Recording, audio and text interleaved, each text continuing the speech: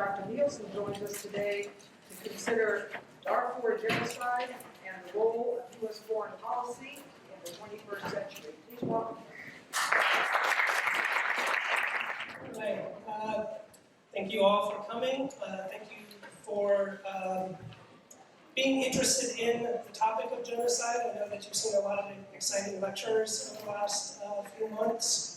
I wish I could have been here for the one last week on climate change because I think it goes well with the talk I'm going to give. Unfortunately, I was sick and I'm still recovering a little bit, so I may be taking a drink of water here and there. First of all, I'll sort of outline the talk that I'm going to give. The title of the talk is Darfur Genocide and the Role of Policy in the 21st Century. And so it'll be broken down into three sort of topics. The first will be Darfur itself.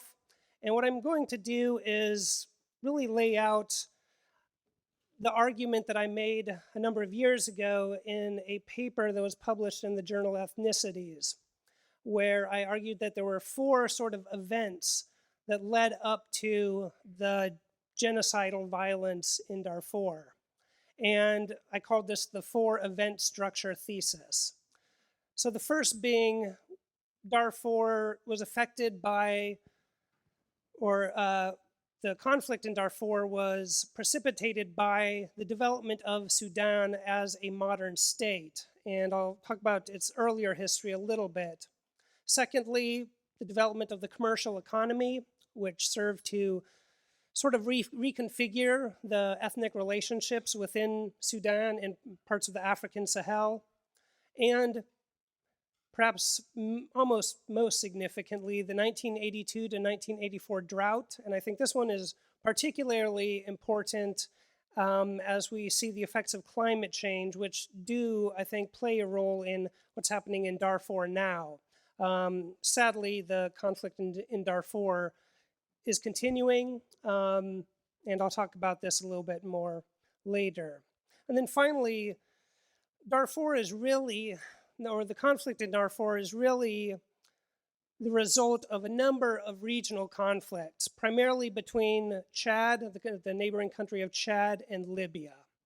And so most of this talk will be about Darfur and these four events that really led up to the breakout of genocidal violence in 2003. The second topic that I'll talk about in less detail will be the idea of genocide itself and the basic history of the term. I know that there was an earlier lecture that focused solely on the concept of genocide. So I'm not going to spend too much time on there. It's also not necessarily my area of expertise. But I will talk about the history of the term and the geopolitics of the idea of genocide. And so this is also, when I talk about the geopolitics, this was very much influenced by the Cold War. And we have to understand that there's only been two instances where more or less the world, the United Nations, has recognized genocide. And that's the Holocaust and the genocide in Rwanda in 1994. And there are questions about whether or not genocide occurred in Darfur in 2003 to 2005. There's very different beliefs, and I'll talk about this as I go forward. And finally, geopolitics and scholarship right now I think is very important because the violence in Darfur, as I said, has sort of returned again after being somewhat dormant over the last few years. And then finally, as American citizens living in the world's sole superpower, China's not quite a superpower. Russia is more of a regional power than a world superpower as it once was. We live in, the country that can most easily do something about conflicts on other parts of in other parts of the world. So I'll talk about U.S. and Darfur under the Bush administration, the U.S. and Darfur under the Obama administration, and then more broadly speak about, as a superpower, what is our responsibility when genocidal violence occurs in other parts of the world. So I first became interested in Darfur in 2003, early 2003, watching BBC News on PBS, actually, and there was a report about Arabs killing Africans in the western part of Sudan. And the conflict has been framed as Arabs versus Africans. I think that's the popular understanding. And what I'm going to do is really show how that's perhaps not the best way to think about it. And if we do think about it, we're actually contributing to these sort of false identities that have been socially constructed. But I was very influenced by a work by Gerard Prunier, a fellow of the Atlantic Council. He wrote a book called Darfur. The first version was an ambiguous genocide. As you see there, in the latest edition, the third edition, he's changed the subtitle to a 21st century genocide. So I'm not sure if that means that he's accepted or now believes that genocide has happened in Darfur. But I'll talk about that later. Another major scholar of Darfur in this part of the world is Alex de Waal. He's executive director of the World Peace Foundation at the Fletcher School of Law and Diplomacy at Tufts University.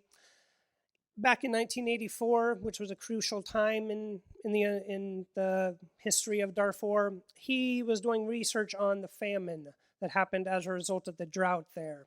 And he wrote this book called Famine That Kills, Darfur, Sudan, back in 1984, and was probably read by very, very, very few people at the time, and has, for understandable reasons, seen an uptick in interest. So he's been involved or been studying Darfur for 2-3 decades now. More recently, a very good book that's been written about the conflict in Darfur is called Saviors and Survivors: Darfur, Politics, and the War on Terror by Mahmoud Mamdani, director of the Marquardt Institute of Social Research. He's also written about Rwanda, and he's also written about Islamic relations with the West. And in many ways, he challenges the idea that a genocide occurred in Darfur. And he makes the argument, actually, that the Save Darfur movement, which I'll talk about a little bit, that it actually is part of the broader war on terrorism that was declared by the Bush administration. And I'll talk about how I feel about that designation by him. So you saw a talk last week, from what I understand, on climate change and how climate change can lead to ethnic conflict. I think one of the most comprehensive analyses of the climate change and just the ecological conditions in Darfur that have contributed to the conflict is this report by Andrew Plowman that came out of National Intelligence University in 2014 called Climate Change and Conflict Prevention. One reason I like this is because I'm one of the main sources that he uses for his research, at least on the history of Darfur. His analysis of climate change and his really innovative use of climate modeling to understand the conflict is very new. And I think if I would have kept on doing research on Darfur, I would have kind of went in this direction. So first of all, Darfur, Sudan. Sudan is a country of about 35 million people, maybe a little bit less now that it's been split in two. There's South Sudan and North Sudan. So you see here, this is what used to be called North Sudan, and this here was at one time South Sudan. This whole area was Sudan until about 2009. Just to give you some idea of how big Africa is, Sudan, when it was both the North and the South together, right there was 1/4 the size of the continental United States. Very large area of land. Darfur then is in this western area bordering the country of Chad. You have Libya here and Egypt right above Sudan. Looking at the sort of topographical map, you have the Sahara Desert in North Africa. Then you have what's called the African Sahel. And this is where most of Darfur is located, is in this Sahel and a little bit in the farther northern deserts. And then South Sudan is actually a very tropical area.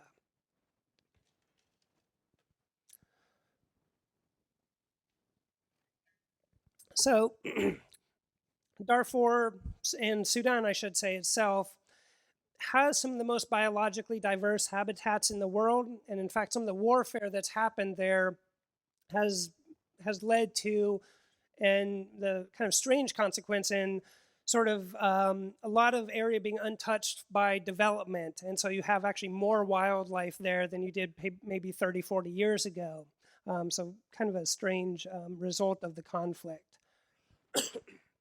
But if we really want to understand the roots of Darfur and many other conflicts in Africa, actually, we have to go back to 1884 and look at the Berlin Conference. This was a meeting that took place in Berlin amongst the major European powers.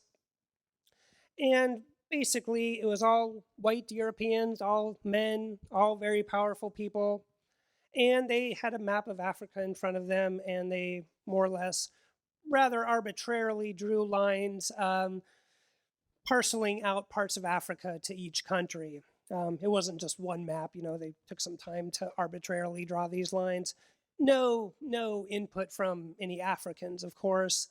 And you see that where Darfur and Sudan are right here in what became part of the British colonial era. And over here, where Chad is, you had the French colonial sort of area. What this did, though, for Darfur is it split a number of tribes. A number of tribes were forced to basically become part of Chad and learn French, while the others were supposed to stay in Sudan and learn English. And this will become very important as we move forward, and it's extremely important to understand for the conflict in Darfur. So the broader consequences of colonialism, not just in Darfur, but pretty much everywhere, but especially in Africa, is that you have the destruction of tribal empires, societies, legal systems that had mediated conflict were now completely demolished. You have new boundaries set up, as I said, that don't correspond with the prior ethnic and cultural groups, new racial ideologies, and so on. I think an important thing to understand about Africa in general is it was one of the last places to be colonized by the Europeans. So the Europeans had been, colonizing in Asia for quite some time. They had colonized the Americas 300 or 400, 500 years before they really began entering in Africa. So it wasn't until the late 1800s that Europeans really colonized Africa.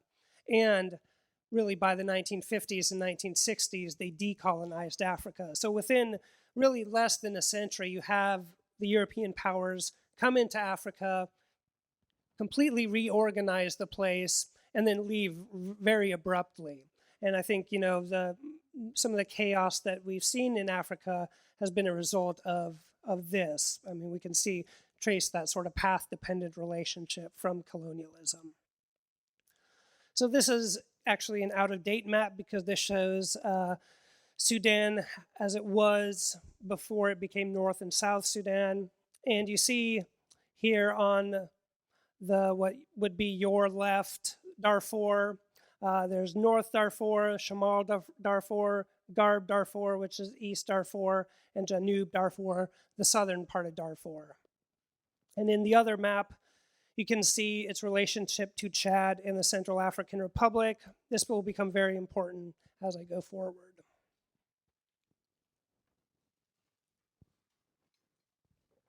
So here is where we learn about not all, but actually a few of the different ethnic groups in Darfur. In the popular press and actually in a lot of scholarship, too much scholarship, I think, it's still described as Arabs killing Africans, Arabs fighting Africans. But the reality is far more complex than that. So in Darfur, you basically have 3 ecological zones. In northern Darfur, you have what are called the Abala, and this basically means camel men in Arabic. And they claim Arabic descent from Saudi Arabia, actually, they claim their lineage straight from Muhammad, which is really doubted by most scholars, but is very common among many groups across the world. And for the most part, they had been somewhat isolated from the other groups in Darfur. They're raising camels, they're selling more with groups in what's now Chad and Libya, not having as much interaction with the other groups in Darfur. In central Darfur, you have the group called the Four. And these groups are not nomadic, they're not herders, although sometimes they do have cattle, which I'll talk about. And importantly, they're considered the non-Arab group. The Four are one of the main groups that have been subjected to a lot of violence over the last 15 and really 20 or 30 years now. You also have a very important group of herders, cattle herders, called the Zaghawa. The Zaghawa are also considered a non-Arabic group. And then in the southern part of Darfur, you have this cattle herding group called the Bagara. The Bagara also, like their cousins, and they are actually related, they come from similar clan lineages, they're related to the northern Abala. But the Bagara don't herd camels, they herd cattle, so cows and bulls and so on. And these animals will become very important, as you'll see. It's important also to recognize that for the most part, these different tribes had existed relatively peacefully until the 1980s. There were wars, there were conflicts throughout history and so on, but not to the extent that we've seen since the 1980s. So the Four are the largest ethnic group in Darfur. Darfur actually means homeland of the Four. The word Dar means homeland. Again, another term that will become very important. The Four are farmers.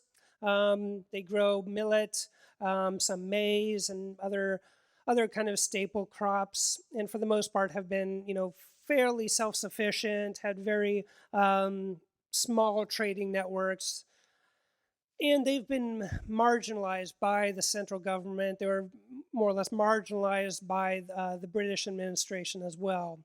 And they, for a long time, have faced discrimination in the job market from the Sudanese Arab capitalists. And this is important. These Arab capitalists that I'm talking about are not people from Darfur.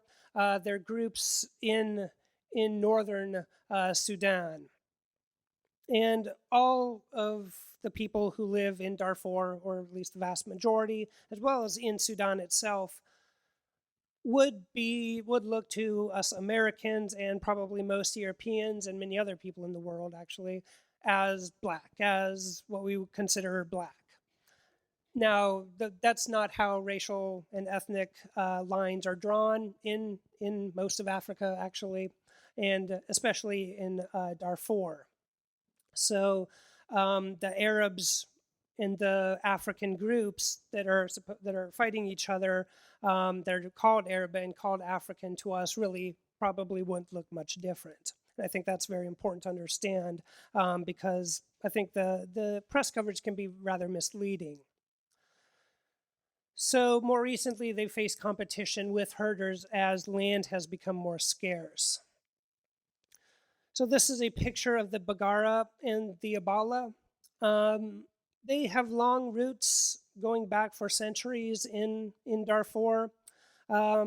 They split sometime around the 1500s as one group sort of went north. The Abala went north to where the land was better for camels, and the Bagara stayed in the south where they could graze their cattle more easily. In the 1960s, and actually beginning in the 1950s, a number of anthropologists began to take interest in the groups in Darfur. One anthropologist named Gunnar Holland, currently at the University of Bergen, he may have retired. He spent a lot of time actually doing field work down in the central part with the Four. He also went to the southern part where he saw the Bagara tending to cattle. And he contacted me recently about a website that he's created that shows the whole sort of all the pictures that they took, and he's trying to sort of create a repository of knowledge on Darfur. And what he found while he was there, which was quite interesting, was that members of the Four would often join the Bagara. So this group of Arabic Bagara, as they're understood, that lived nomadically. They would go from place to place. This group called the Four, who were farmers in the central area in the era, would sometimes join the Bagara. And the reason is because cattle basically means wealth. Livestock is wealth in Darfur. And the Four are a settled group, so they would have some cattle, but basically they had two choices. They could either sell it because they couldn't graze it for very long, or they could join the Bagara for a while and sort of take it along, graze it, and sort of become networked into their trading relationships. And so we saw this interesting phenomenon of the Four becoming the Bagara. Another Scandinavian anthropologist named Fredrik Barth, currently at Boston University, but was also at University of Bergen, also went to Darfur, and he went all over the world, actually. And he wrote this book called Ethnic Groups and Boundaries. And he was particularly interested in what's the sort of boundary between one ethnic group and another.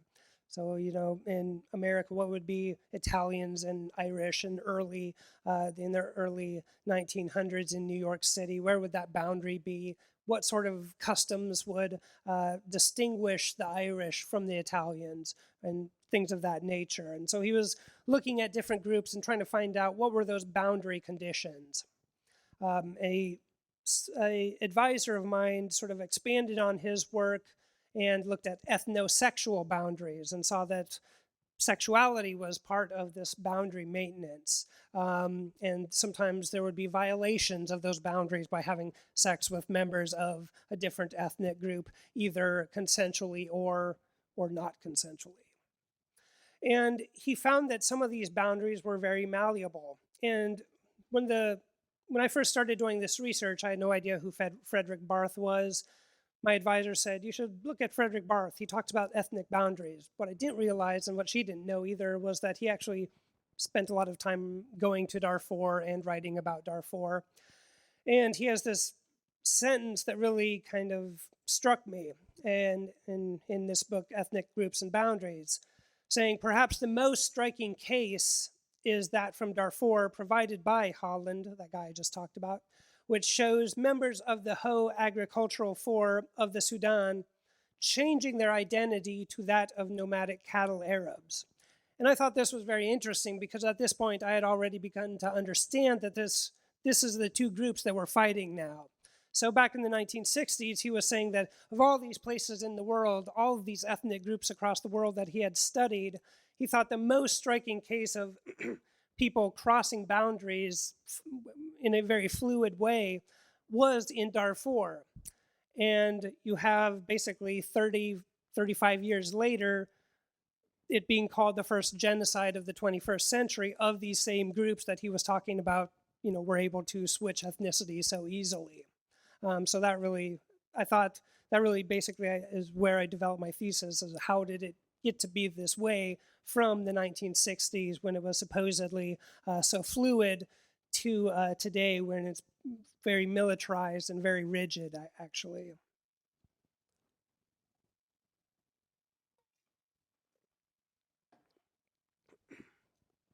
So here's another picture, an older picture from the 1970s. And you see here this Bagara has a spear. And for most of the history of Darfur and Sudan, and across much of Africa and much of the world, people still had spears and had not been introduced to machine guns. And then they were. And as I'll explain, that was a very crucial introduction for this conflict. And I did want to mention again the Zaghawa, which if you remember from earlier in the lecture, this was a group that was also one of the non-Arabic cattle herding groups. And you see that they are in Darfur and also in Chad. They're a very important ethnic group for the country of Chad. So, as I said, I broke down the sort of recent history of Darfur into 4 events.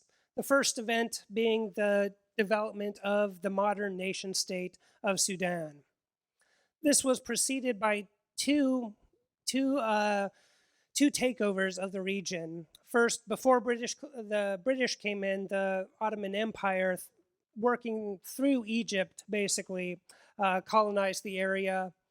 There was an uprising by a group by an individual, I should say, called the Mahdi. And he thought he was sort of a kind of a revivalist of, he thought he was a supernatural being, basically, and started sort of this hardline Islamic revivalist movement to overthrow the Ottoman Empire. They more or less chased the Egyptians out, and then the British came in and defeated the Mahdi. And the British quite brutally suppressed various groups in Sudan. And they applied what's called the Lugardian model, or the system of indirect rule, named after Frederick Lugard, who was a British general and administrator. And he developed this system called indirect rule, where not just for Sudan, but for basically the entire British Empire, where the colonial subjects could manage their own affairs to a certain extent. Basically, he thought that that it was taking too much work, too many resources for the British to basically to run everything all by themselves, and so they would find colonial subjects who would manage their own affairs under broader British guidelines. And if they decide to veer too far from what the British wanted, then they'd be executed and be replaced. And this is more or less how the British and many other colonial powers at this time were administrating their territories. So during this time, during British colonialism, ethnic boundaries became formalized. The British Empire wanted to know who all these colonial subjects of theirs were, what their belief systems were, how they functioned economically differently or similarly to other groups, what were the political structures, and so on. So they more or less did a census of the different tribes, the different clans and lineages. They hired anthropologists to come in and study the groups. And they began allocating territories to different groups based on what they thought were more or less the sort of traditional indigenous territories. Not completely, but more or less. And each territory then was called a Dar. So there was the Dar Bagara, the Dar Masalit, the Dar Zaghawa, and Darfur. The majority tribe within these Dars had the power, so not every tribe got their own territory, so some were left out. Crucially, the camel herding Abala tribe in the north, in the very desert north, did not receive their own territory. There was no Dar Abala. Now, this is sort of the first indication of trouble. Right now, you may have heard of the Janjaweed. The Janjaweed are the militia groups that have been conducting the violence over the last 15, 20 years in Darfur. The Janjaweed are overwhelmingly comprised of Abala, this group Abala, that did not have their own territory. So Sudan finally became independent in 1956. basically the Second World War ended most, or at least began the ending of most colonialism by the European powers.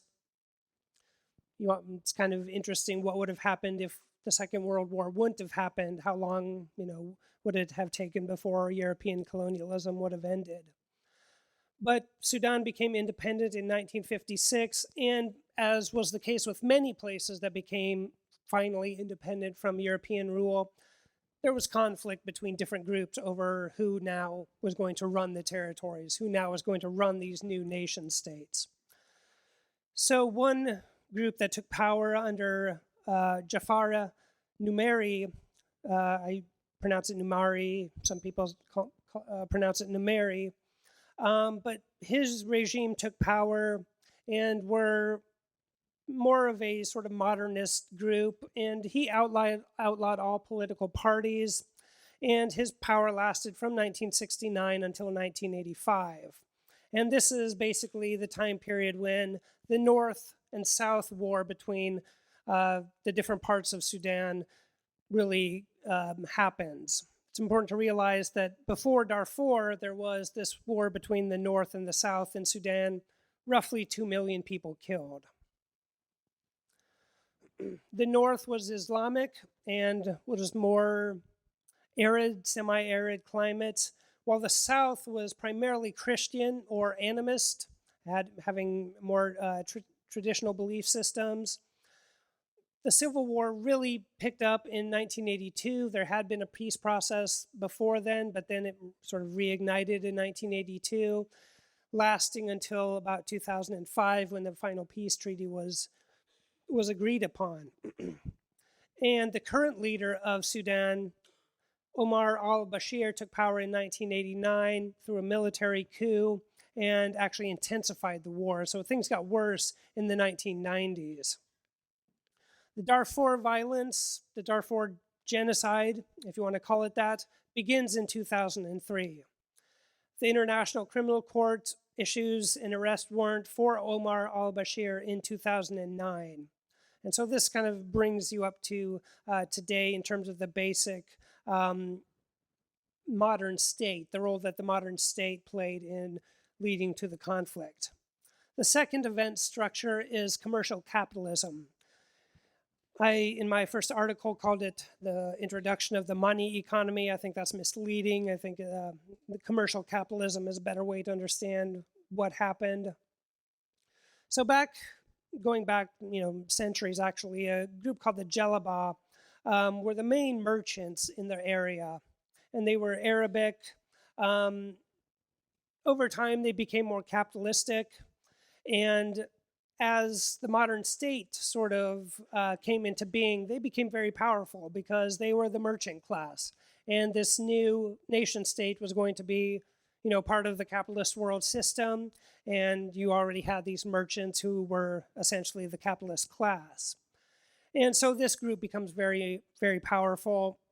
They're not native to Darfur. They're from the other parts of Sudan.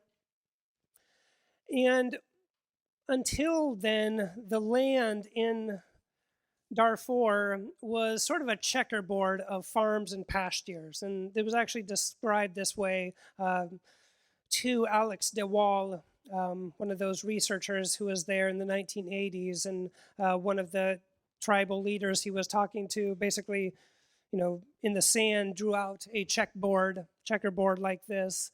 And, it wasn't exactly a checkerboard of farms and pastures, but more or less you had these different areas where you had the Fur and other groups that were farmers, and then the Bagara and the Bala and the Zaghawa who were grazing in the pastures, and sometimes they would overlap a little bit.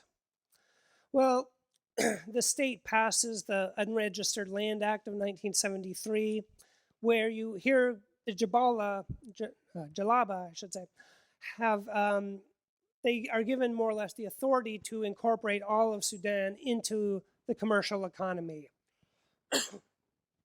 So they become the main buyers of camels and cattle coming from Darfur, as well as crops. So they're buying goods from the the four, they're buying goods from the Zaghawa, they're buying goods from the Bagara and other groups as well.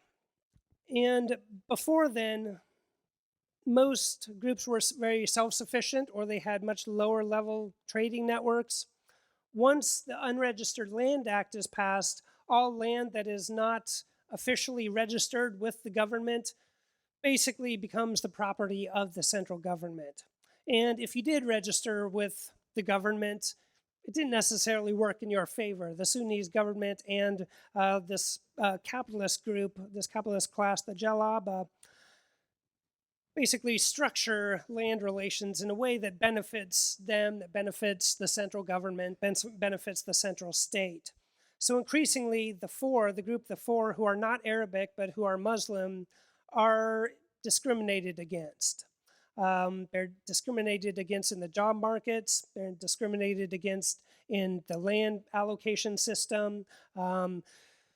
They are discriminated against in the market relationships. They don't necessarily get the money that they deserve for their goods, and it starts breeding resentment amongst the four and other groups that were non-Arabic but Islamic. In Darfur, every group is Islamic. The difference is that some groups consider themselves coming out of Arabia and other groups don't. And that's really the key distinction. So, as I said, the tribes in Darfur were often manipulated, and the livestock trade becomes ever more lucrative, and it becomes sort of a key export for the entire nation state. So the Jalaba is trying to get more and more cattle coming to the eastern side of Sudan, and not really caring too much about what effect that's having on the people in Darfur. And so the effect is that everyone is then trying to grow cattle. That's where the money is. So the four begun grazing on what was Bagara land. The Bagara begin bringing their cattle onto the four land, and so on and so forth. And there's starting to be conflicts already in the 1970s. There's some droughts already in the 70s that are worsening the situation.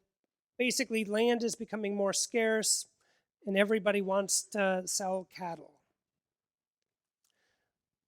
In 1982 and 1983, this is the third event structure, you have a drought that really changes things in Darfur. During the drought, the production of major crops just falls dramatically. Some estimates say that only about 18% or so of the major grain needs were actually available. Herd sizes dropped quite dramatically as well. Many Bagara and Abala essentially stopped being Bagara and Abala. Their way of life is destroyed by the drought. They join militias, they join the Sudanese army. Some of them move into Chad, some of them go into Libya. The average herd size drops by 86%. So that's a huge drop in what had become, the resource of that era. As I said, this is where the money is, and they're basically seeing all their money, their assets being destroyed. So the average herd size drops by 86%. The northern tribes, the Abala, they are the ones who suffer the most. They lose 90% in some cases of their camels. So they are really, really hit. Remember, this is the group, the Abala, who they are not given a homeland by the British. They're one of the few groups that didn't have a homeland. And so they're already sort of disadvantaged in that sense. And then, to top it off, they have this terrible drought that happens and really wipes out what assets they had. And the famine is really terrible. There's huge loss of life, huge loss of cattle, and so on. And there begins then to be what's left of the Abala. They begin to move south. The Bagara that are in the north also begin to move south into that central area where the four are.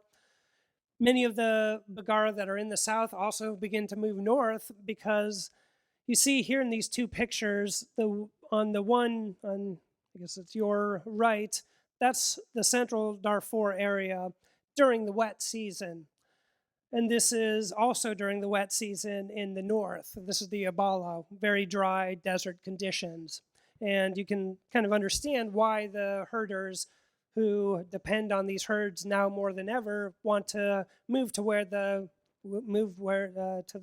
grass is greener. The grass is always greener on the other side. In that case, that was very literally true. Alex de Waal, actually not him, I'm sorry, Sharir, one of the Zeghawa researchers, looked at instances of conflict and rainfall patterns in Darfur, going back to about 1950, and he finds an increasing correlation over time. And I think the important correlation here on this chart is in 1982, 1984. If you remember, I said that this is the third sort of big event that sort of precipitates the genocidal violence. There had been upticks during the really bad drought of the 1970s, but again, by that time, that was before the Unregistered Land Act was passed. So the more traditional tribal structures and relationships, market relationships, are in place. But then that all begins to change during the 1970s, 1980s, as everyone's trying to get cattle, everyone's trying to make money off of cattle. When the rainfall drops dramatically from the late 70s through the 1980s, you also see spikes of violence happening. And then really beginning in the 1990s, the violence just goes up and up. And this is really when, in the 1980s, the term the Janjaweed is first used. And the Janjaweed was the sort of term that became synonymous with the Arabs in Darfur for the mass media, for members of government, and so on. Janjaweed translates roughly into devils on horseback. And they were called Janjaweed by the Four and other non-Arabic groups in Darfur. So that's the third event structure. The fourth one then is the wars between Chad and Libya. And for some reason, there's supposed to be a picture of Muammar Gaddafi there because he was very instrumental in causing a lot of chaos in this region. Muammar Gaddafi was more or less the dictator of Libya for nearly half a century. He was taken out basically by the combined missiles of the United States, France, Britain, and other powers in 2011 during the Arab Spring. There's disagreement about what would have happened if the U.S. wouldn't have went after him. It could have been a situation like Syria where the groups that were protesting for greater political rights would have been massacred. That's essentially what began. And then the US and other European powers, that's when they sort of got involved. But so you have Gaddafi in Libya, and you have Numari in Sudan, and Hissène Habré and other leaders in Chad.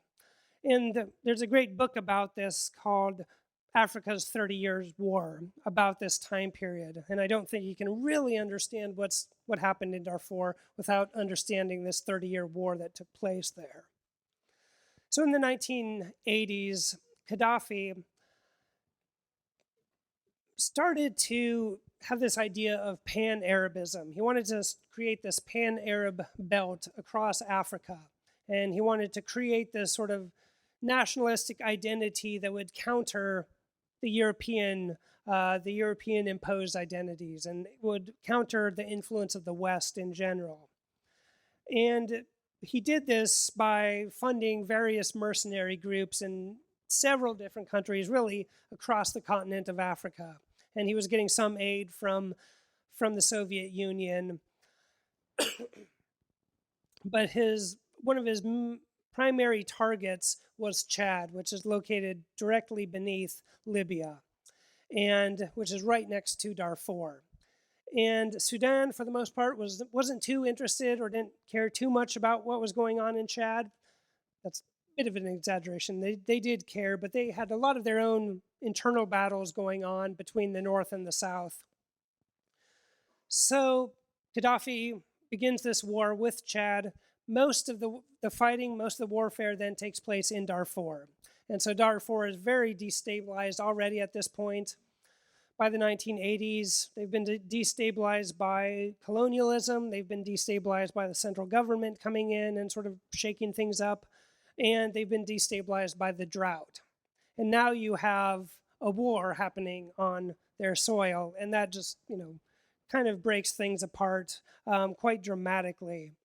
Gaddafi then recognizes that this group, the Abala, they would make perfect foot soldiers for his army, and he starts to recruit them. This is the group of camel herders who have lost all their economic livelihood and so on, and are, as many people who lose their economic livelihood, they find a scapegoat or someone to blame, as happened throughout history, as happened, the Germans in the 1930s and so on. So we see Gaddafi bringing in weapons into Darfur, really for the first time. You also had Hissène Habré stage a revolt against the Chadian regime. Hissène Habré was actually he was not a Zaghawa, I'm sorry, but he launched his attacks on the Chadian government from Darfur. And he takes power for a little while in Chad. And then Idris Deby, who is a Zaghawa, overthrows Habré in 1989, also using Darfur as the launching point. And actually, every government that's been overthrown in Chad has had the rebel group had its base in Darfur. So Darfur has been sort of the launching area of every revolution in Chad since independence. So in many ways, Darfur is more connected to Chad than Sudan and has been for quite some time. So Idris Deby, though, is a Zaghawa. If you remember, the Zaghawa are a non-Arabic cattle herding group. And they're non-Arabic, and that becomes very important. They're herders, so in that sense, they're more similar to the Abala. They're more similar to the Bagara, but they're non-Arabic. So that's what kind of sets them apart and makes them more similar in some ways to the Four and other groups. So as I said, Gaddafi brings guns into Darfur, and this really is what breaks down what had been relatively peaceful relationships. And it changes everything. So, and this is not just in Darfur, this is in Africa and many other parts of the world. Many tribes, when they have had conflicts between each other, intertribal conflicts, if say there was a fight broke out and one person or two people were killed in a battle or a scuffle or something, the two tribes their legal system, it's called blood wealth by some anthropologists, would essentially exchange, a certain amount of cattle or a certain amount of crops or something to the other tribe in payment for the 2 or 3 deaths that had been inflicted upon them. And that's more or less how many tribes have gotten along through history or have resolved these conflicts. Papua New Guinea is an example where this system is still in place in many parts of that country. However, this system really only works if you have a small number of deaths. Once the amount of people being killed starts to go up, this system breaks down. So once Kalashnikovs and machine guns start flooding into Darfur and people start killing 20 people, start mowing down huge groups of people and maiming much more people, then the system breaks down because these systems had been set up for a very small number of people being killed. Once you have these large groups being massacred, then the legal system, there's nothing to do. There's not enough cattle to compensate, if you can think of it like that. So what does the other tribe do? Well, they try and get machine guns too. And really that's essentially what happened in Darfur and what has happened in many parts of the world. So this happens in Darfur. The Abala become part of what Gaddafi called the Islamic Legion. They also begin to learn this new ideology called Qurayshi ideology, which basically is somewhat fictitious, that this idea that the Abala and other groups are direct descendants of the Juhayna line, which comes from the Prophet Muhammad. And so they're sort of brainwashed into this Qurayshi ideology by Libyan agents. And it's all, Gaddafi knows it's nonsense, but he's just trying to get this group to fight for him, basically. So in 2003, we have the four and the other marginalized groups who have been marginalized, remember, for quite some time. They've been facing racial discrimination on the job market. They're not getting the money that they should in their trading relationships with the Jalaba. And they see in other parts of the war between the North and South Sudan, they see that they're moving towards a peace process. So the peace process between the North and South Sudan was in 2005. So in 2003, the four and other groups start to think that, well, conflict, violence worked for South Sudan. Maybe that's the only way that the government of Sudan is going to listen to us. So they launch a series of very successful and very surprising attacks on the Sudanese military and various outposts. Well, the Sudanese government does not want to have another war on its hands like it did for 20, 30 years with the southern part of the country, and they certainly don't want to give up any more territory as they were about to do with South Sudan.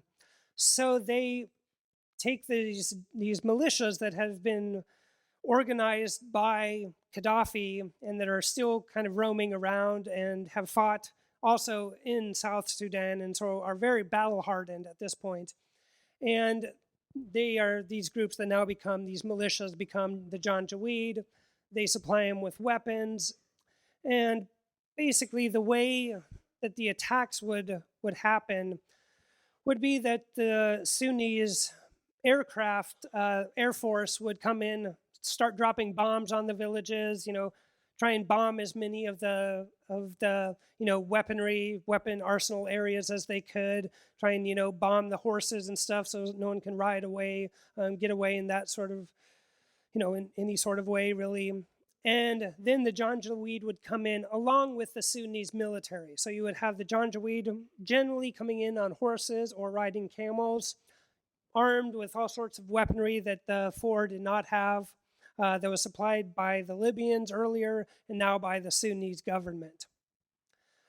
And so the Janjaweed began to burn villages, destroy thousands of villages, and completely ethnically cleanse parts of Darfur. And so you have millions of refugees being created who are moving into Chad, moving into other parts of Darfur, and so on. And this is really the time when the U.S. Committee on the Holocaust Memorial in Washington, D.C. are the first organization to call what's happening there a genocide in 2004. That same year, later that year, Colin Powell, who was Secretary of State, testifies in front of Congress. He also calls it a genocide. The United Nations does not call it a genocide at this point. Amnesty International at this point is not calling it a genocide. But this is when U.S. interest really peaks or perks up. And this is when the Save Darfur movement comes into existence, which is an organization primarily that was based in across colleges and universities. It was probably, I think you can say that college kids in America did more to raise awareness about Darfur than anyone else. I don't think even the Secretary of State calling it a genocide would have, brought the attention to it that many thousands, hundreds of thousands, millions of college students across America were able to do in those years. And so they were raising awareness for it. So as I said, it's now then been called a genocide. I understand that you had an earlier lecture on the concept of genocide, so you probably know more about it maybe than I do at this point. But brief history, the word genocide came about, coined by Raphael Lemkin, a Polish jurist. He was Jewish, but he was trying to come up with a term to describe the Holocaust and to help develop a legal framework that would prevent this from ever happening again, which is what, they always say, there was never again, never again. So it was adopted then by the United Nations in the Convention on the Prevention and Punishment of the Crime of Genocide in 1948. And since then, the United Nations has only recognized 2 mass killings as genocide, the Holocaust and Rwanda in 1994, where the Hutus were killing the Tutsis. They still are not calling Darfur a genocide. And part of that is a problem with the definition. There's a picture that didn't show up there. But so what constitutes a genocide, end quote, is deliberately inflicting on the group conditions of life calculated to bring its physical destruction in whole or in part. And those last 5 lines are really, those are the ones that make it hard to actually call something a genocide. In whole or in part. Well, lots of groups get destroyed in part. So trying to figure out what exactly is a genocide and what's not a genocide is really made to be a difficult task by those last 5 words. Gerard Prunier, who I mentioned at the beginning, who had the book The Ambiguous Genocide, who's now changed it to the 21st century genocide, he says that I only use genocide to refer to groups that are destroyed in whole or who are supposed to be destroyed completely in their entirety. He does not, he sort of ignores the last 3 words, the or in part aspect of the definition of genocide. And so then, according to his definition, Darfur does not meet the criteria for a genocide. I've argued that it does meet the criteria for a genocide, at least under the UN's definition, although I actually prefer the definition that Gerard Prunier uses, the definition of trying to destroy a group in its entirety, in whole. I think the in part aspect is where it's really hard to know what constitutes a genocide and what doesn't. So I've given sort of my view on whether or not Darfur is a genocide. Mahmoud Mamdani, who wrote the book Saviors and Survivors, which is a very good book if any of you are thinking about becoming activists. I think it's a very good book. He's very critical of people from the West trying to save other people across the world, especially because often he argues that people in the West often do not have a good understanding of what's going on.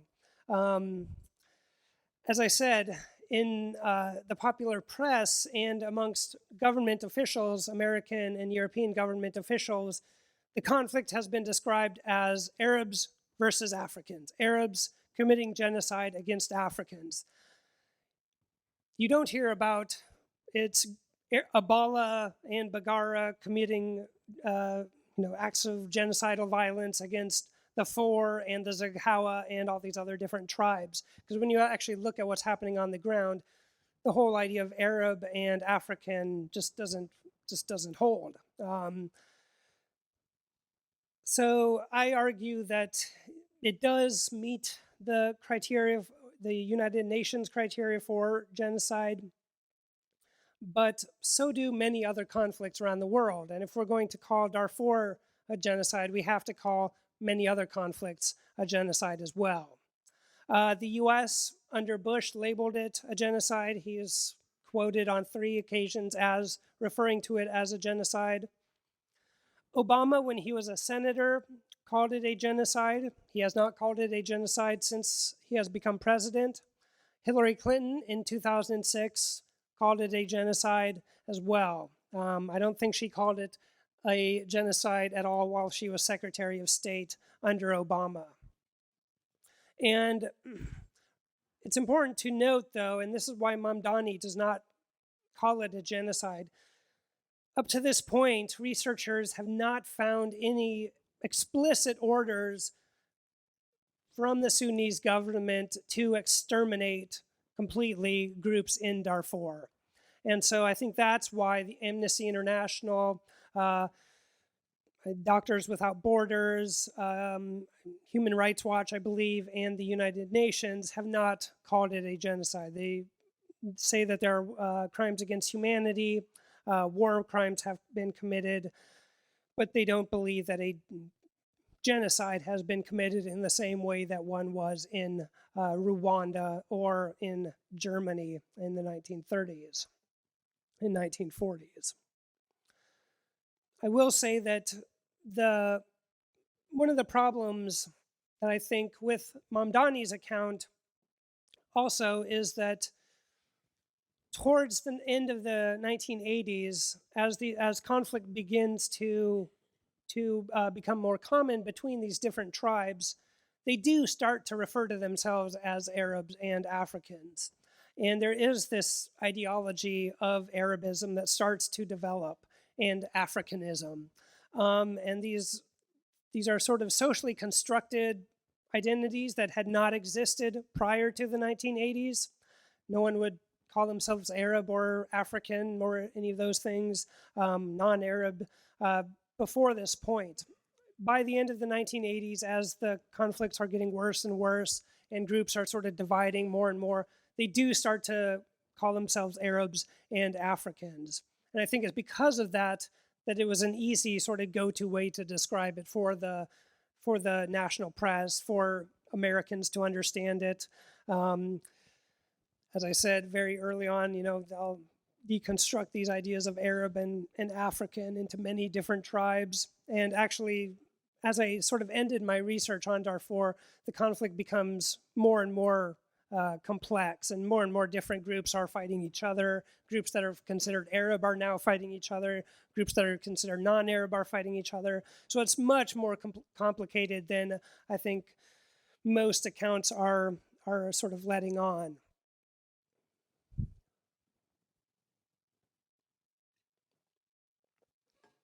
So Darfur is to us Americans, a remote part of the world, part of Africa, and for the most part was remote to lots and lots of people until the violence began to break out. You had very few researchers that actually went there. You had these Norwegian anthropologists, but for the most part, Darfur was ignored. There was a CIA base there for a little while, so not completely ignored.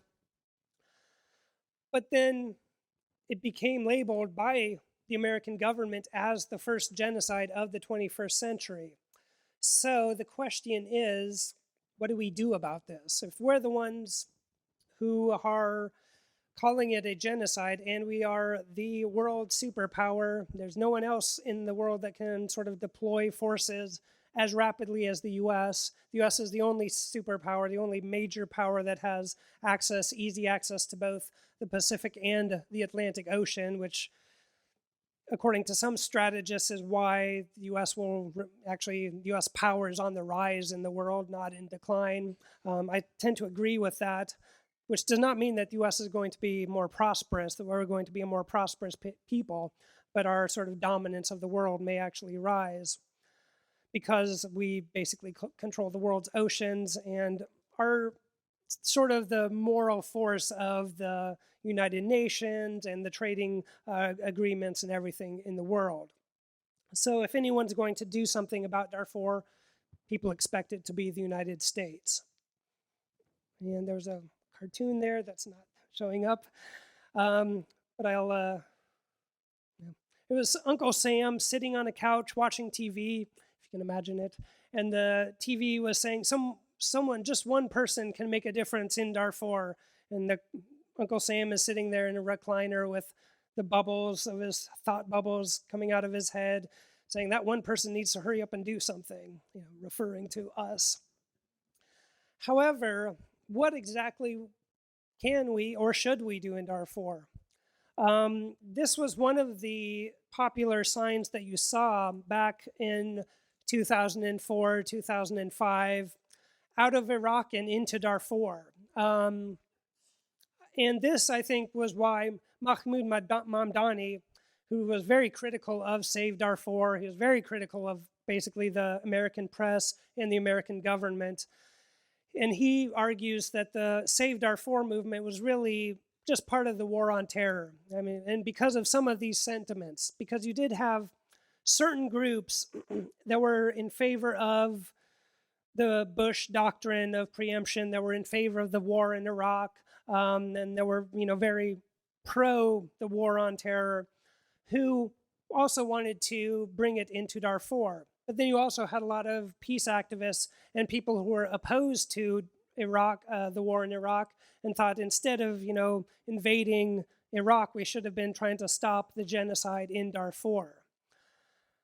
The problem is that as I found out from talking to people during this time period, and you would ask them if they had heard of, the Abala, the Bagara, the Four. Maybe they had heard of the Four, but for the most part, they, just knew that Arabs were killing Africans. And that was really, I think, the common understanding amongst most people in the world. And as I've shown you, it's way more complicated than that. It's dizzyingly complicated, especially if you try and trace out the different family lines and stuff, because it does start to break down even into that sort of level of precision. Well, I was very influenced by Samantha Power during this time period. She's currently the U.S. ambassador to the United Nations. She's been a foreign policy advisor for Obama since he was before he was president. When I first talked to her, I think she had just sort of met up with Obama, but she was very well known for work she did on Bosnia. When she was a law student at Yale, she went to Bosnia and did a lot of reporting there, and almost didn't make it through almost didn't get her law degree because she was so focused on writing books on Bosnia and trying to raise awareness of what was going on. And she wrote a book called A Problem from Hell, America in the Age of Genocide. And I was able to meet with her and talk to her about Darfur, because she went to Darfur too and actually met with many of the Janjaweed leaders. And she did this in Bosnia too, met with many of the people that were perpetrating some of the mass murders. And one of my questions to her was, what's it like when you meet a warlord? Do people, what are they like? Because I want to know what motivates them and so on. And she said, well, I can't really say what motivates them, but when they do walk into the room amongst their followers, there's sort of this silence, and everyone kind of just waits for them to speak and kind of hangs on their every word and so on. And they have this sort of aura of power and self-confidence. They're brimming with self-confidence. And this certain Janjaweed leader, Musa Halal, who's still to this day the main Janjaweed leader, and to this day has not been apprehended or nothing has happened to him. He was the main Janjaweed warlord that she met with, and she spent some time with him. And he basically said that, no, it was the Four. They're the ones who started it by bringing their cattle onto our land. They were trying to start an African belt. And so both groups have these different perspectives on why this conflict has happened and who's the real perpetrator. And it all goes back to the different conflicts that we saw between the groups trying to adapt to the changing rainfall conditions, to the changing market conditions as they're trying to, get more cattle so they can make more money so they can feed their families. But all of that sort of gets lost once, machine guns come into it, and then these sort of battle lines begin to harden. And I've asked her a couple of times, I haven't talked to her in a long time, since she basically went to Washington, but, kind of asked her, well, what should America do? And she said, we shouldn't be getting involved like we did in Iraq, where we just go into a country to preempt a possible hypothetical strike, but we should be trying to stop these instances of mass violence like Rwanda, like Bosnia, and like Darfur. Those are legitimate times for us to intervene. And as when Obama was elected and when she became his main sort of foreign policy advisor, I kind of thought there might be something called the Samantha Power Doctrine, where that would be what Obama would do. He would only get involved when we saw mass killings happening in parts of the world. And he said, we will never again let this happen. When I become president, we will do something about Darfur. I will make sure that the violence there stops. As I said, he hasn't really mentioned Darfur since then. The U.S. government, for the most part, the executive branch, does not talk about Darfur. The conflict in Darfur, I'm afraid to say, as I was just looking at some recent numbers, has now, it sort of abated for a little while from about 2005 till about 2011. Then the conflict started to spark up again. In 2014, 450,000 people were displaced. Another 100,000 people were displaced in January of this year alone. It's estimated that about 40 to 50,000 people were displaced in the last 2 to 3 weeks. So it's falling back into violence very, very rapidly. And I've just been looking into this a little bit, and now there's a gold trade that is fueling the conflict. So the Janjaweed militias that have pushed out the 4 groups have now discovered there's a lot of gold in Darfur that people did not know about. And so now there's conflicts that are being driven by gold. And one thing I would like to know is, well, where is this gold going? Because West Africa was sort of, ripped apart by wars over diamonds for people in America, people in Europe, people in Asia. And we could see blood gold coming out of Darfur. So we still have, there's a new complex dimension to an already complicated conflict. But as a world superpower, I don't have the answer. I don't know, what we should do in Darfur. But we also see in Syria what would probably be considered a genocide happening in 2012, 2013, with the Assad regime going after certain ethnic groups, and also more recently with the IS group, the Islamic State group in Syria and Iraq that are targeting the Yazidis and the Kurds and so on. They're basically committing genocidal violence. Again, these have not been labeled genocide yet, but perhaps they will. So I guess the closing remark I will have is that as citizens of the United States, we have probably the most authority in the world to do something about it. But the first step to doing something is learning what's actually happening there and digging beneath the headlines, trying to figure out who these groups really are. So the Islamic State is a very, very complex group. The government of Syria, these come from the Alawite clans. Again, very complicated groups, at least, to us who are, not maybe familiar with them. Some of us are, but not everyone. And chances are in many conflicts in the world, we're not going to know all of the economic, social, cultural dynamics that lead to these conflicts. But whenever we hear the word genocide, I think it's imperative that we learn what's going on beneath the headlines. And I'll leave you with that. Have that. Thank you.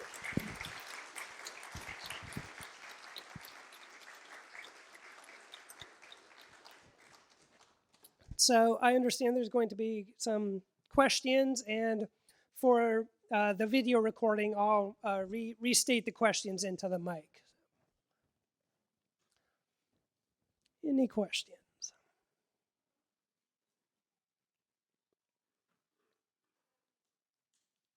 Yeah.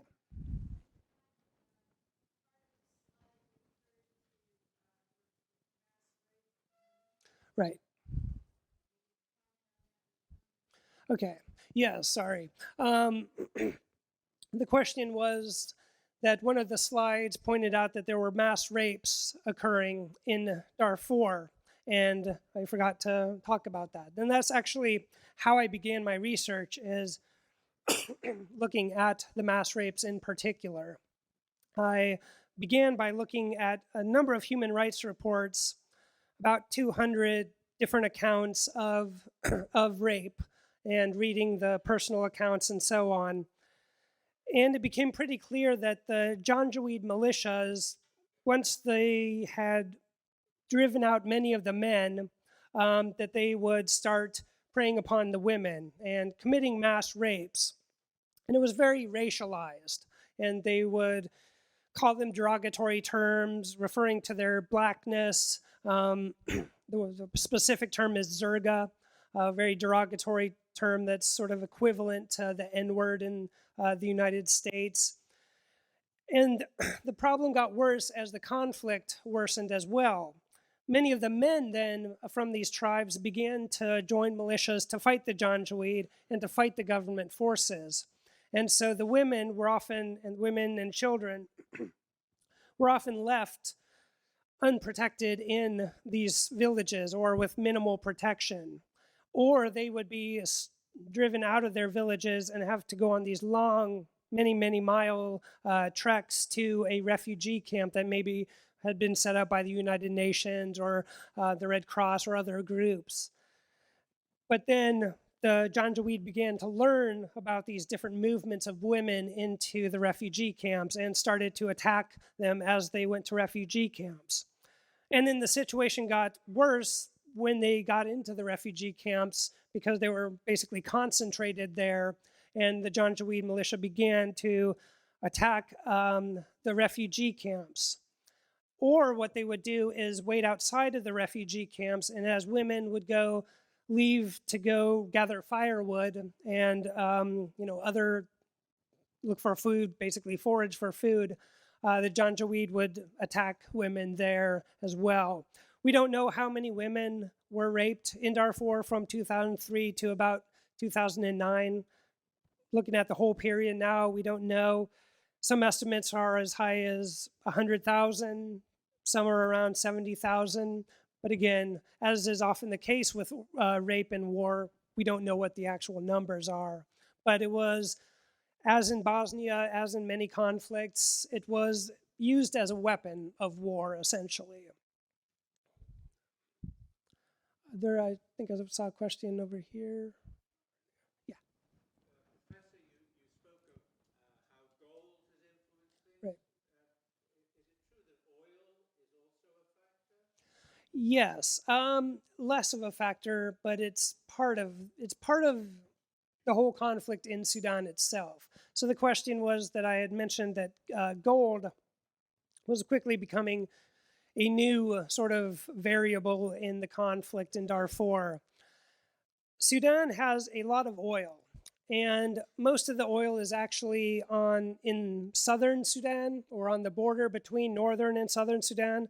So the oil has been more of a driver of conflict in that war between the north and the south in Sudan. And more recently, now that South Sudan is its own country, it's become many tribes are fighting over who's going to gain most from the oil that's there. One reason that perhaps you didn't see a lot of UN Security Council action on Darfur is because, at least in the 2000s, early 2000s, China was getting 10% of its oil from Sudan. So, China's a huge economic power. It's more, produces more than the US now. So it uses a lot of oil. So, a tenth of its oil is a huge amount. And they didn't want the government basically to fall and start selling their oil to America or England or some other country. So a lot of the Chinese resistance to negotiating a peace is probably driven by the fact that 10% of its oil comes from Sudan. Yeah.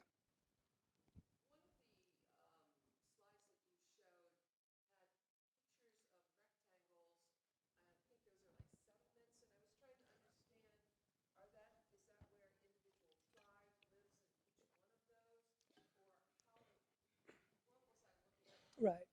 So the question was about a slide that showed sort of a checkerboard, and on the different squares, they said pasture or farmland, or crops, I mean. So that was basically this anthropologist, Alex de Waal, when he was doing research there, and he was asking a tribal chieftain about how land is allocated in Darfur, and the chieftain basically drew that in the sand. He drew these checkerboards and said, you've got some pasture land, and then you've got some land that's for growing crops, and then you've got some more pasture land, and then and the idea being that it's not exactly like that, but it's kind of like that, where you have different groups sort of occupying these sort of interlocking areas, and some of them, based upon what their sort of function in the sort of region was, they would be used as grazing land for cattle primarily, or they would be used for crops, which were primarily millet and some maize. And so, but even to dig a little bit deeper, some of those areas were occupied by different tribes.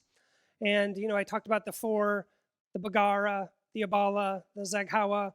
There's about 50 more of them too, smaller tribes. So it's a very, very complex place. And as I found out, it's not just Arabs versus Africans as described.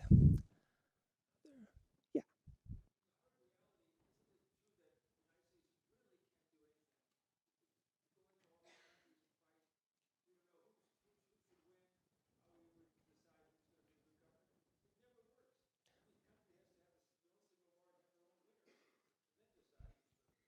Right. So the question is, or the comment is, that the U.S., can we really stop it by intervening militarily? It didn't go well in Somalia when we tried in 1993. We know what happened in Iraq. We're seeing the repercussions of that today. And this is why Mahmoud Mamdani, who wrote the Saviors and Survivors book, was very critical of Save Darfur and some wings of Save Darfur who wanted military intervention. And more recently, the Kony 2012 campaign that wanted to have military intervention in Uganda. Mamdani, and I think I would agree, basically agree that military intervention is not a realistic or a good idea for the US to go in there and try to choose one side or the other, especially in a conflict that is very, very complex like this. So what sort of we recommend is try and support political reform movements within the country as best we can. And we already have sanctions on Sudan, and we already had because of their war with southern Sudan. So I think now what we can do, though, is try and sanction the emerging gold industry that's in Darfur, and try and use economic sanctions and try and build up regional allies that would be more equipped to help bring about some sort of peace treaty in the region. We should be supporting reform movements and regional peace movements. instead of dropping American forces into Sudan. That's generally, I think, how I feel about what our role should be in Darfur. Yeah.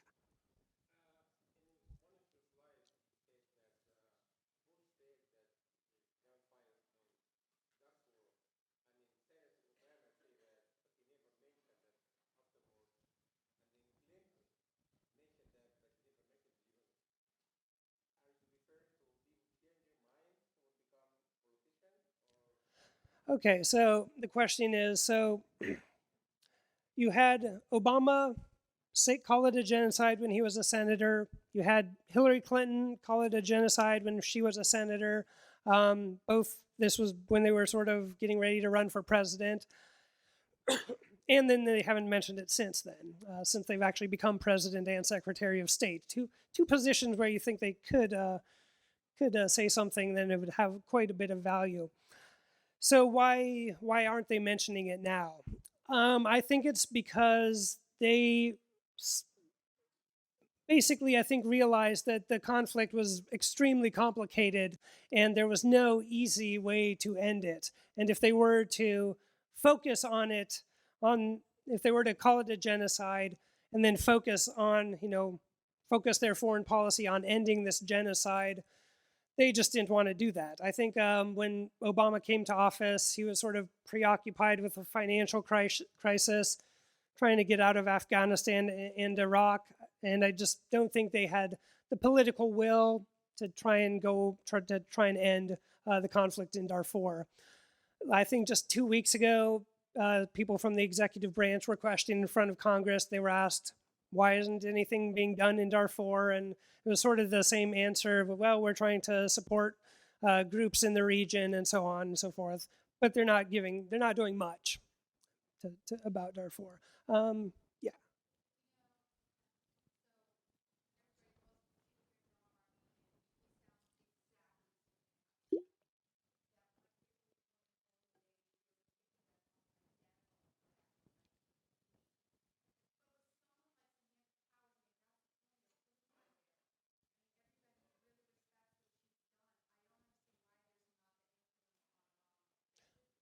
Right.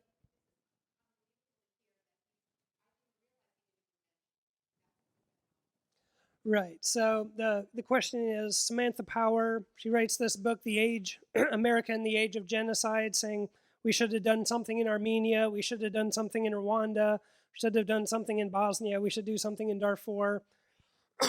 But she hasn't really talked too much about Darfur, even since she's become an advisor, one of the top foreign policy officials in the country. And why is that? Of all the people who would be talking about it, you think it would be her because she has been there, she's interviewed the Janjaweed and so on.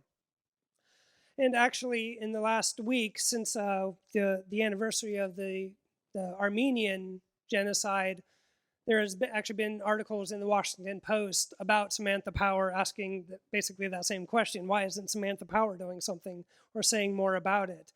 And the truth of the matter is, I just don't know. I think she just is, she's acting upon the orders of the higher ups in the Obama administration, who clearly do not want to get involved in Darfur. And so therefore, because of that, she just has to follow the official policy, is what I think as a student.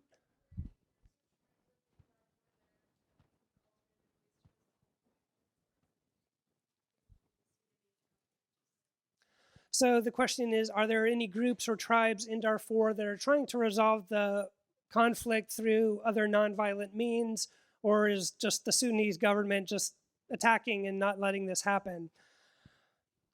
Well, from what I understand, many of the tribes, the four and these other groups, have been pushed out of their homelands and for the most part are concentrated now in refugee camps in other parts of Darfur or in Chad. And they have some protection from the UN. The African Union now has been protecting these refugee camps for a while. Sudan, the government for a while was sort of easing off of Darfur. I think they had pretty much accomplished what they wanted, which was to put down the rebel groups. That happened. They're not fighting back anymore. They've more or less been cleansed out of the area. So I think that until now they've just been concentrated in the camps with protection from the African Union. But from what I'm hearing, the UN is trying to get out of Sudan as well. Omar al-Bashir he's wanted by the International Criminal Court and has been for a few years. I forgot to add a picture on my presentation that showed a bunch of leaders of North Africa and John Kerry and Omar al-Bashir, the president of Sudan, all together. So you see John Kerry, and right in front of him is Omar al-Bashir, who we've labeled, this war criminal essentially. But I think right now it looks like the conflict is raging again. So unfortunately, I don't think the peace movements, they were never given a chance. But hopefully regional actors, Chad, maybe Egypt, can try and broker some sort of peace deal. But again, there's gold. They found gold, so we'll see. I think I saw a question. I want to get another student here.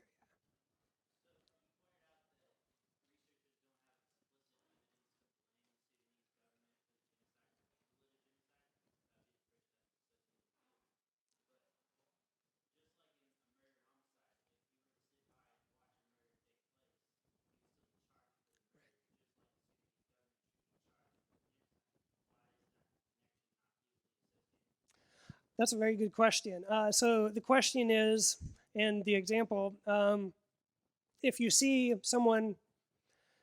a murder happen, the police don't have to, find evidence that the person had it written down that they were going to commit a murder. They just arrest the person who's committing the murder.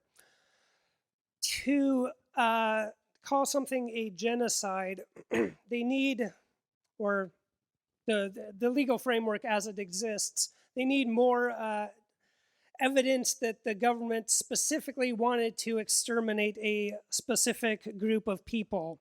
Otherwise, it's not genocide, it's a war crimes, it's crimes against humanity. There's other sort of legal definitions, which one of my advisors when I was in graduate school, David Norman Smith, and he wrote a lot on Rwanda for a while, he called genocide a political volleyball. That it doesn't really mean anything as sort of a social science category of understanding reality, that it's just primarily a legal term.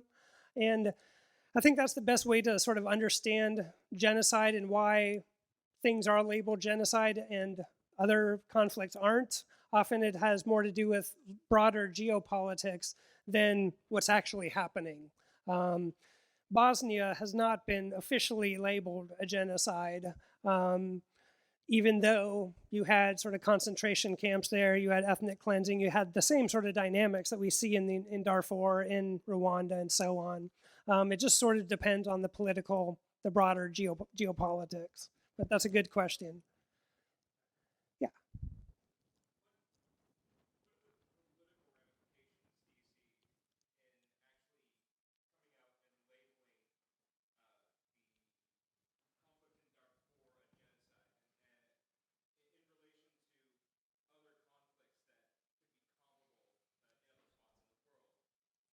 Right, that's a good question. So the question is, what could happen? What if we did label the conflict in Darfur a genocide?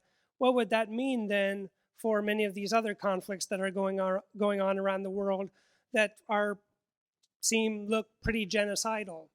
I think if we did label it a genocide, I think we'd also have to look at several other conflicts and label them genocide as well. And that would, I think, probably should pressure us then to try and formulate some way in which to bring peace to these regions.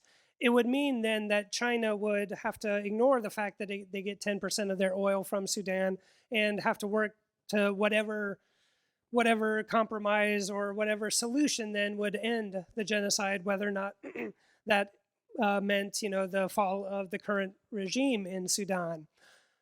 The reality, though, is that most most governments don't want to do that, and governments are very self-interested. In political science and economics, there's rational choice theory. This pretty much doesn't really apply to humans. This idea that we all act within our rational interests and act rationally. But it does actually apply to nation states. Nation states sort of act within their own interests. And I think it's very telling that you didn't see any any conflicts being called a genocide during the Cold War, when you had, Bangladesh was more or less born out of a genocide. Burundi could have been labeled a genocide. There are many conflicts that could have been called a genocide, but neither the Soviet Union nor America wanted a conflict to be called a genocide because it was neither in both of their interests. So I do think there needs to be better geopolitics among countries. We have to stop being so self-interested and really, if we see mass violence occurring and it appears to be genocidal, we have to call it, like it is, and then, try and do whatever we can to end the conflict. I'll pause there and maybe not do whatever we can. Like I said, a military intervention often doesn't work. But if we actually have a world coordinated strategy to try and bring about peace, playing out more regionally, but being supported globally, maybe we could actually get something done. But in our current world system, nation states don't really operate that way.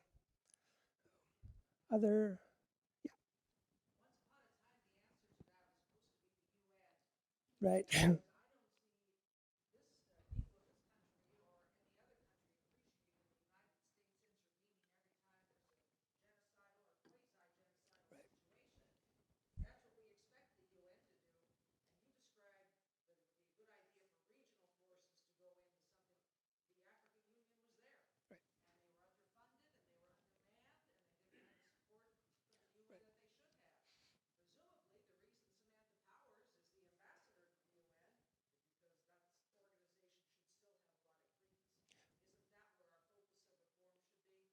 Yeah, so the comment is that, so we don't want individual nation states like the US intervening. The UN, that's what they're there for. That's basically what they were set up to do after the Second World War, is to prevent genocides from occurring, having a forum for the world to come together to solve these problems. And the African Union has been in Darfur, but they are underfunded. The UN, from what I'm reading now, is trying to get out of Darfur again. Yeah, and I completely agree. I think the UN is the institution in which this should be worked on. But again, the UN is still made up of these nation states and ultimately the US. The US has to be the leader as the most powerful country in the world, but also as a powerful country within the UN system. I think needs to be the one at the forefront and be the one calling it genocide, and then from there working as as an entire planet, as a world together to figure out what should happen regionally and giving the people who are working at the regional level the resources and support they need. The African Union without support has not been able to end the conflict. It's been able to protect people from attacks, but what we're seeing is they're starting to abandon their mission or phase out, that the conflicts, as I said, people are getting displaced in huge numbers again. So we could see even worse violence happening potentially. Yeah.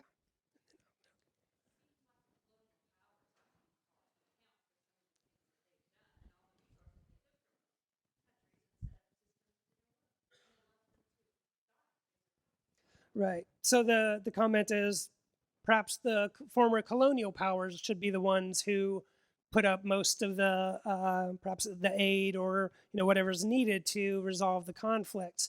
And I agree. And in fact, most of the colonial powers are England. There are the powerful countries in the UN, and I think they're in many continents in conflicts. They are the ones who should be at the forefront.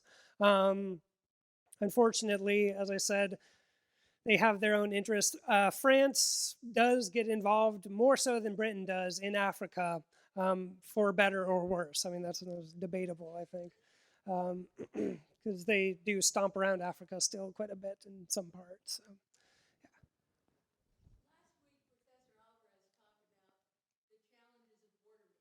Hmm.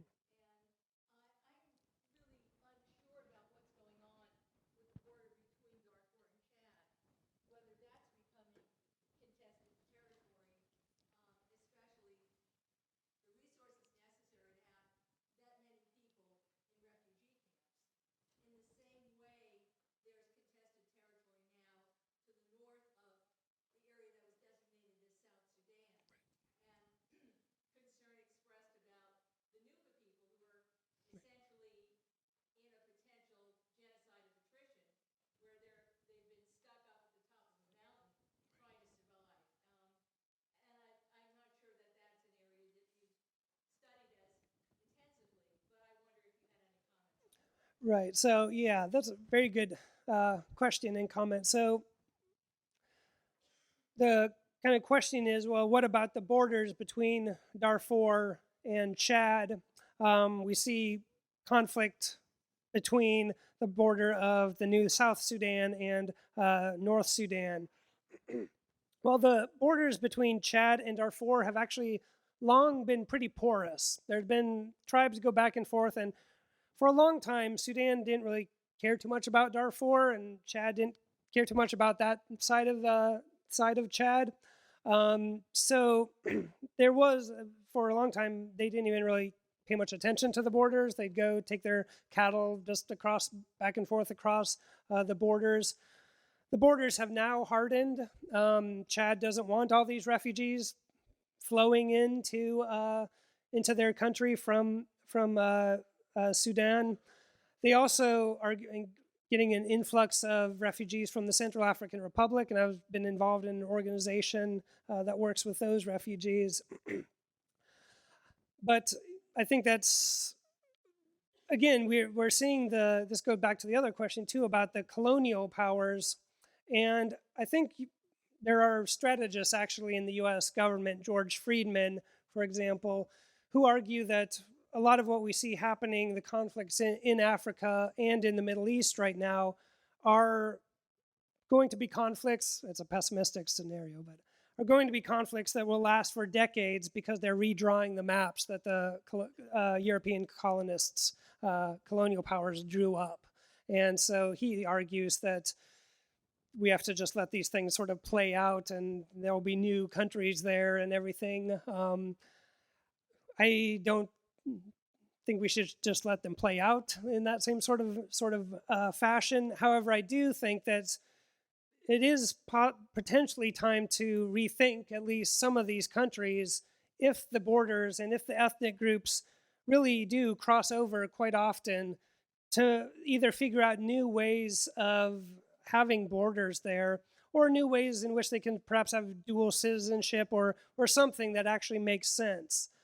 As I said, the Europeans didn't go into the heart of Africa and colonize it until the 1880s, and they were really out by the 1960s. So I mean, that's really a very short amount of time period to go in and completely change everything and then leave and then expect it, and then pour guns into the place and expect everything to work out like other nation states. Yeah, very good question and comment. I think, is there anyone I haven't heard from? Okay, I'll go. You've mentioned several statistics to us that tell us about the dire nature of the life of these people, or the deaths of these people, and the crimes and so forth. Do you think there's a different way that the people of the world, or countries of the world, should respond, whether or not something is labeled a genocide or not? Is there a different response if it's labeled one way? Shouldn't? So I'll just leave it at that. Right. So the question is, all these different conflicts we see around the world, some get labeled genocide, most don't. Some are crimes against humanity, some are various war crimes. various different legal definitions. How should we respond to these? Should we even make these differentiations? I think in an ideal world, we would recognize that killing is killing, and we would try and stop it whenever we saw unjust murder happening. However, in a world that exists of nation states, there does, who all, as I say, are very self-interested, there does need to be some sort of agreed upon definitions that perhaps do engender, a greater response. But, trying to determine what those are, I think, is very difficult. In Darfur, I think the high estimate now is that 300,000 people were killed from 2003 till about 2005 or 6. In the Democratic Republic of the Congo, between 1998 and 2003, 2.5 million people were killed. Or I'm sorry, 3.5 million people were killed. And the Congo, Democratic Republic of the Congo, has the most rape of any country on earth at the moment. Again, this is those numbers, and you look at that time period, how many people died in the total in Israel and the Palestinian conflict. I mean, you're talking about tens of thousands, if that, during that time period. And no one, has heard about the millions of people who were killed in the Congo.